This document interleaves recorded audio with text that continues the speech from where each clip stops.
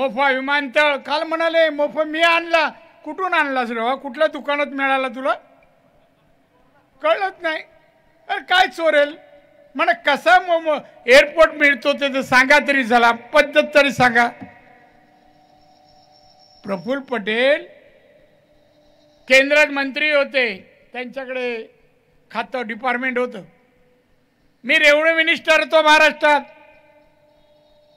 एकदा प्रफुल्ल पटेल माझ्याजवळ आले, राणेजी हे माझं गोंदियाचं काम करा ना. महसूलचं काम होतं.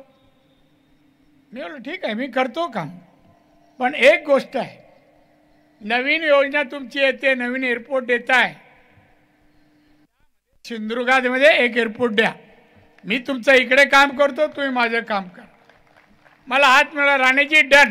आणि 1 महिन्यामध्ये त्याने ऑर्डर दिली. तेव्हा हे तिकडे ॲक्विशनला अधिकारी गेले. हा इथला खासदार लुटपुंजा काय मला नाव नाही माहिती, तो तिथे झेंडा घेऊन विमानतळाला जागा द्यायची नाही, शेतकऱ्यांची जागा घ्यायची नाही.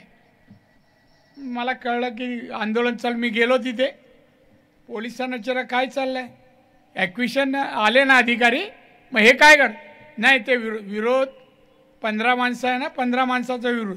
बरं गाडीत घाला आणि घेऊन जा. आणि मी तिथे जाऊन फिरलो, प्रभू माझ्याबरोबर होते, सुरेश प्रभू. बरं इथे शेती दिसते हो, सगळा काळा दगड होता, गवतही नव्हतं त्याच्यावर.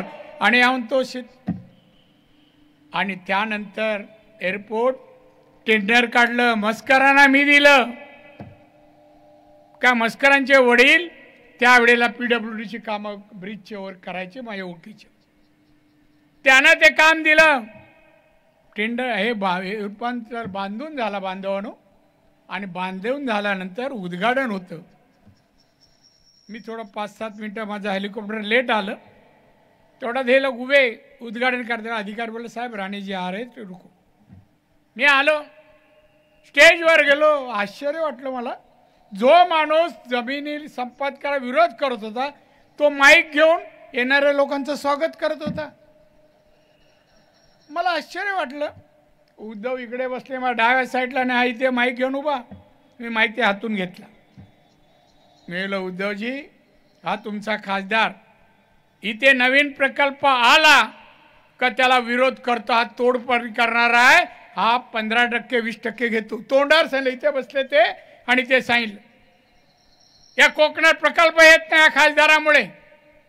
हा चूप. असं बांधून खोटं बोलतात. एक गोष्ट 2.5 वर्षात या जिल्ह्याला दिली नाही, कोकणाला दिली नाही.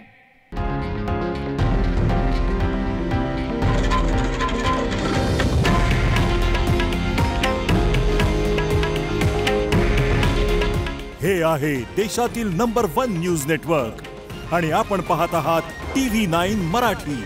काळजी तुमची, हित महाराष्ट्राचं.